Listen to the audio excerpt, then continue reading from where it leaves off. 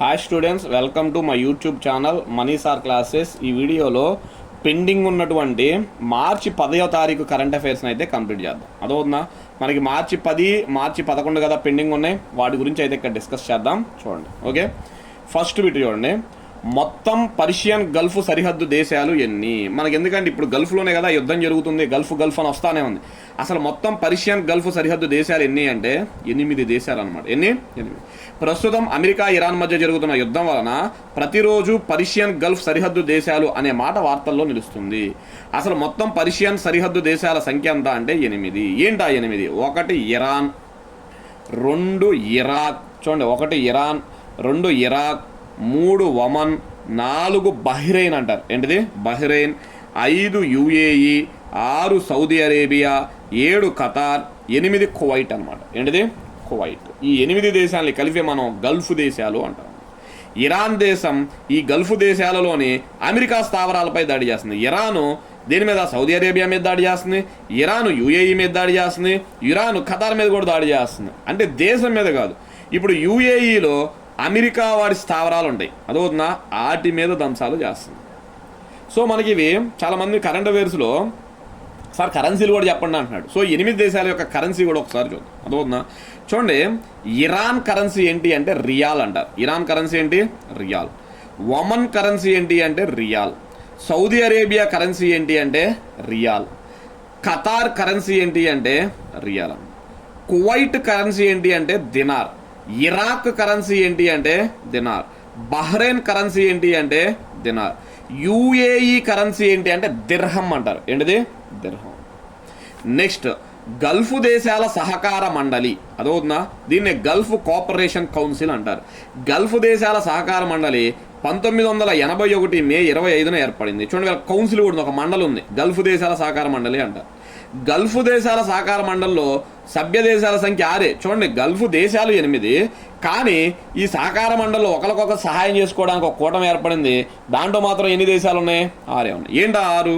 1 Saudi Arabia, 2 UAE, 3 Qatar, 4 Kuwait, 5 Oman, 6 Bahrain అనమాట. అంటే ఏ దేశం లేదు ఈ కౌన్సిల్లో? ఇరాన్ ఉందా? ఇరాన్ లేదు, గుర్తుపెట్టుకోండి. అదవుతుందా? ఇరాన్ లేదనమాట. నెక్స్ట్ దాని తర్వాత ఇంకే దేశం లేదు? ఇరాక్ కూడా లేదు, గుర్తుపెట్టుకోండి. ఇరాను, ఇరాక్ 2 లేవు. మిగతా 6 దేశాలు కలిపి ఒక కూటమి ఏర్పడింది. అరబ్ దేశాల కూటమి, మళ్ళీ అరబ్ లీగ్ అని ఒకటి ఉంటుంది. అరబ్ లీగ్, అరబ్ దేశాల కూటమి అని చెప్పి ఒక కూటమి ఉంది. ఇది 1945లో ఏర్పడింది. అరబ్ లీగ్లోని మొత్తం సభ్య దేశాల సంఖ్య ఎంత అంటే మళ్ళా 20. ఏం లేదు. ఈ గల్ఫ్ అంటే ఏంటి ఇవన్నీ కూడా జస్ట్ ఒక షార్ట్ చెప్దామని చెప్పి మీకు కూడా ఒక అవగాహన వచ్చిందిలే అని చెప్పి వీడియో చేస్తాం. ఓకే, సరే. రెండో బిట్, ఏఐఐటి సంస్థ ఫస్ట్ ప్రిన్సిపల్ టీచర్స్ 2026 పేరుతో అవార్డును ప్రకటించింది అంటే ఐఐటి మద్రాస్ అన్నమాట. ఏఐఐటి సంస్థ ఫస్ట్ ప్రిన్సిపల్స్ టీచర్స్ 2026 పేరుతో అవార్డులు ఇచ్చిందంటే ఐఐటి మద్రాసు వాళ్ళు అవార్డ్స్ని ఇచ్చారు. ఐఐటి మద్రాసు 6 అత్యుత్తమ పాఠశాల ఉపాధ్యాయులను ఫస్ట్ ప్రిన్సిపల్స్ టీచర్స్ 2026 అవార్డులతో సత్కరించారు. మార్చి 9న జరిగిన కార్యక్రమంలో ఐఐటి మద్రాస్ డైరెక్టర్ వి కామకోటి 6 మందికి ఈ పురస్కారాలను అందించారు. ఎంతమందికి? 6 మందికి ఈ పురస్కారాలను అయితే అందించారు. ఓకే, ఎవరు 6? ఒకసారి చూడండి. ఒక ఆయన పేరు సంజయ్ కుమార్ అంటారు, ఫిజిక్స్ పూణే అనమాట. ఫిజిక్స్ లెక్చరర్ అయిన పూణే, మహారాష్ట్ర. ఇంకొక ఆయన పేరు అశేషానంద్ ఆచార్య అంటారు. ఈయన ఫిజిక్స్ లెక్చరర్ అనమాట, బెంగళూరు, కర్ణాటక. 3వ ఆయన పేరు వచ్చేప్పటికి కపిల్ బిర్తరే అంటారు. ఈయన కెమిస్ట్రీ లెక్చరర్ అనమాట, ఇండోరు, మధ్యప్రదేశ్. 4 సి చిట్టిబాబు అంటారు, కెమిస్ట్రీ అనమాట, తిరుపతి, ఆంధ్రప్రదేశ్. మన తెలుగు ఆయన కాబట్టి ఇది ఇంపార్టెంట్. నెక్స్ట్ దాని తర్వాత సముద్రాల విజయ్ కుమార్, మ్యాథమెటిక్స్, తిరుపతి, ఆంధ్రప్రదేశ్. ఇది కూడా important. Next Nishant Sharma, mathematics, Kota అనే ప్రాంతం, రాజస్థాన్ రాష్ట్రం. ఇలా మొత్తం ఐఐటి మద్రాసు వాళ్ళకి ఎంతమంది ప్రొఫెసర్స్కి ఇచ్చారు అంటే ఉపాధ్యాయులకు 6 ఇచ్చారనమాట. ఓకే, నెక్స్ట్, ఆయుధ దిగుమతుల్లో భారతదేశం ఎన్నో స్థానంలో నిలిచింది? Very very important. ఆయుధ దిగుమతుల్లో భారతదేశం ఎన్నో స్థానంలో నిలిచింది అంటే 2వ స్థానంలో నిలిచింది. ఎన్నో స్థానం? 2వ స్థానం. ఆయుధ దిగుమతుల్లో భారత్ ప్రపంచంలోనే రెండవ స్థానంలో ఉందని Stockholm International Peace Research Institute, SIPRI అంటారు దాన్ని, సిప్రి అంటే ఏంటి, Stockholm International Peace Research Institute తాజా నివేదిక పేర్కొంది. 2021-25 కాలంలో ప్రపంచంలోనే అతిపెద్ద ఆయుధ దిగుమతిదారుగా మొదటి స్థానంలో ఉక్రెయిన్ ఉంది. ఆయుధాలను ఎక్కువగా దిగుమతి చేసుకున్న మొదటి దేశం ఉక్రెయిన్, రెండవ దేశం అయితే భారతదేశం. ప్రపంచ ఆయుధ దిగుమతుల్లో భారతదేశం 2వ స్థానంలో, సౌదీ అరేబియా 3వ స్థానంలో, ఖతార్ 4వ స్థానంలో, పాకిస్తాన్ 5వ స్థానంలో ఉన్నాయి. ప్రపంచ ఆయుధ దిగుమతుల్లో భారతదేశం వాటా సుమారు 8.2%గా ఉంది. ప్రపంచంలో 14వ అతిపెద్ద ఆయుధ దిగుమతిదారుగా ఇజ్రాయెల్ ఉంది. ఎందుకంటే యుద్ధంలో ఉంది కదా ప్రస్తుతం, జస్ట్ ఆ ఇజ్రాయెల్ కూడా గుర్తుపెట్టుకోండి. 14వ అతిపెద్ద ఆయుధ దిగుమతిదారు ఏది అంటే Israel. Okay, important bit. Next దాని తర్వాత చూడండి 4, శ్రీలంక క్రికెట్ జట్టుకు ప్రధాన కోచ్గా ఎవరు నియమితులయ్యారు అంటే గ్యారీ కిర్స్టన్. ఆయన పేరు గ్యారీ కిర్స్టన్ అనమాట. చూడండి, టీమిండియా మాజీ కోచ్, ఒకప్పుడు ఈయన భారతదేశానికి కోచ్గా పనిచేశాడు. గ్యారీ కోచ్ చూడండి, టీమిండియా మాజీ కోచ్ గ్యారీ కిర్స్టన్ శ్రీలంక ప్రధాన కోచ్గా నియమితులయ్యారు. ఈ దక్షిణాఫ్రికా మాజీ ఓపెనర్, చూడండి, దక్షిణాఫ్రికాకి చెందిన క్రికెటర్, సౌత్ ఆఫ్రికాకి చెందిన క్రికెటర్, మాజీ ఓపెనర్, ఫేస్ బ్యాట్స్మెన్, ఓపెనర్స్ దిగుతారు కదా వాళ్ళు, ఓపెనర్కు కోచ్గా మంచి అనుభవమే ఉంది. 2008 నుంచి 2011 వరకు భారత జట్టుకు కోచ్గా పనిచేశాడు. అతని మార్గనిర్దేశంలోనే భారతదేశం 2011లో ప్రపంచ కప్పు గెలుచుకుంది. ఇండియా మహేంద్ర సింగ్ ధోని నేతృత్వంలో 2011లో ప్రపంచ కప్పు గెలిచిందనమాట.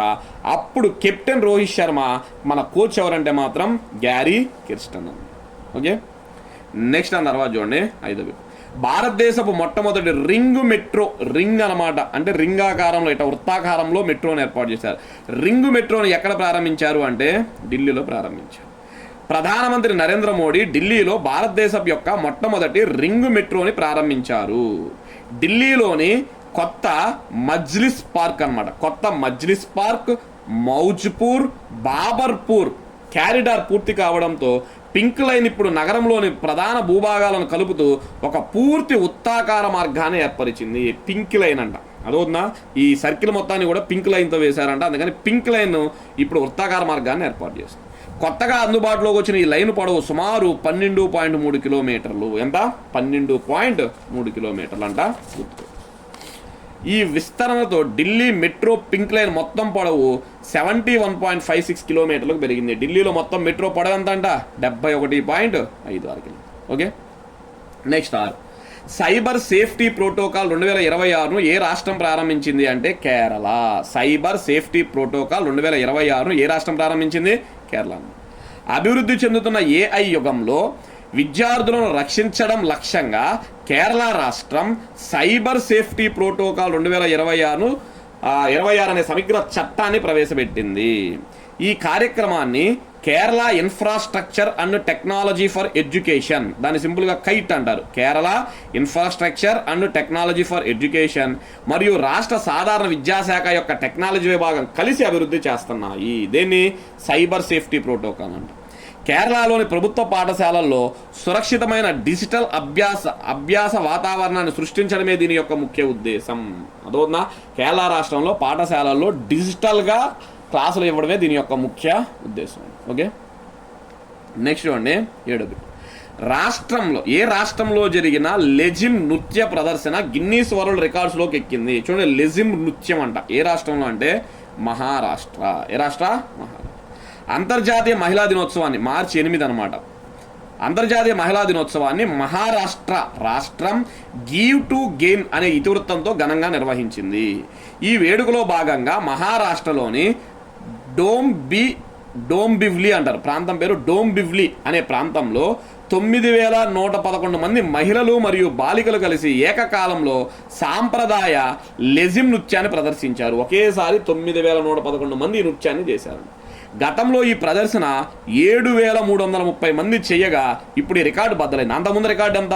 7,330. ఇప్పుడు రికార్డు ఎంత? 9,111. లెజిమ్ నృత్యం మహారాష్ట్ర గుర్తుపెట్టు. Okay, next CISF raising day అంటారు. సిఐఎస్ఎఫ్ రైజింగ్ డే ఎప్పుడు అంటే మార్చి 10వ తారీఖు. అసలు సిఐఎస్ఎఫ్ అంటే ఏంటి? సెంట్రల్ ఇండస్ట్రియల్ సెక్యూరిటీ ఫోర్స్ అంటారు. 1969 మార్చి 10న ఏర్పడింది. న్యూఢిల్లీ కేంద్రకంగా ఏర్పడింది. ఎక్కడ? న్యూఢిల్లీ కేంద్రకంగా ఏర్పడింది. ఈ సిఐఎస్ఎఫ్ విమానాశ్రయాలు, మెట్రో నగరాలు, అణువిద్యుత్ కేంద్రాలు మరియు కీలక మౌలిక సదుపాయాలను రక్షిస్తూ భారతదేశ జాతీయ భద్రతలో కీలక పాత్ర పోషిస్తుంది. ఈ సిఐఎస్ఎఫ్ పోలీసులు ఎక్కడెక్కడ ఉంటారు? విమానాశ్రయాల్లో, మెట్రో నగరాల్లో, అణువిద్యుత్ కేంద్రాల దగ్గర ఇక్కడ రక్షిస్తూ ఉంటారన్నమాట. అదవుతుందా? ఈ ఏడాది సిఐఎస్ఎఫ్ యొక్క 57వ వార్షికోత్సవాన్ని జరుపుకుంది. సిఐఎస్ఎఫ్ ప్రస్తుత డైరెక్టర్ జనరల్ ఎవరు అంటే ప్రవీర్ రంజన్ అంటారు. ఆయన పేరు ఏంటిది? ప్రవీర్ రంజన్ అనమాట.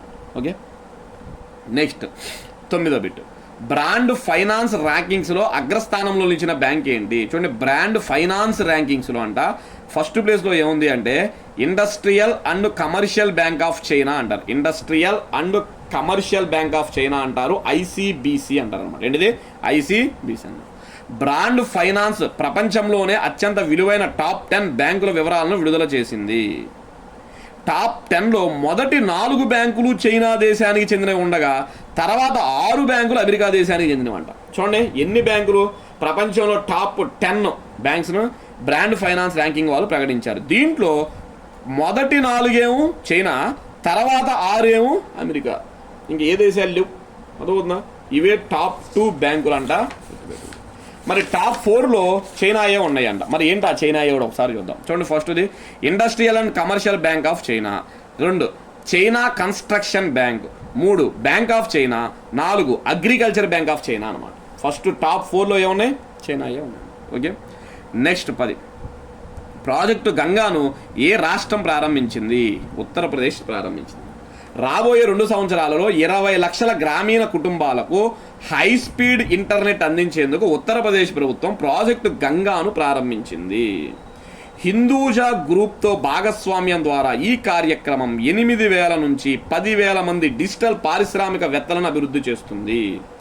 ఈ ప్రాజెక్ట్ అమలు కోసం హిందూజా గ్రూప్కు చెందిన వన్ ఓటీటీ ఎంటర్టైన్మెంట్ లిమిటెడ్, అదొన్న వన్ ఓటీటీ ఎంటర్టైన్మెంట్ లిమిటెడ్ సంస్థ మరియు స్టేట్ ట్రాన్స్ఫర్మేషన్ కమిషన్ సంస్థ ఒప్పందం అయితే చేసుకున్నారు.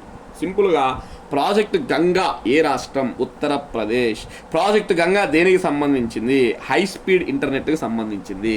ప్రాజెక్ట్ గంగాని ఏ గ్రూప్తో ఒప్పందం చేసుకున్నారు? భాగస్వామ్యం చేసుకున్నారు. హిందూజా గ్రూప్తో అయితే భాగస్వామ్యం చేసుకున్నారు. ఓకే, ఇవి స్టూడెంట్స్ మనకి మార్చి 10వ తారీఖు సంబంధించినటువంటి కరెంట్ అఫైర్స్.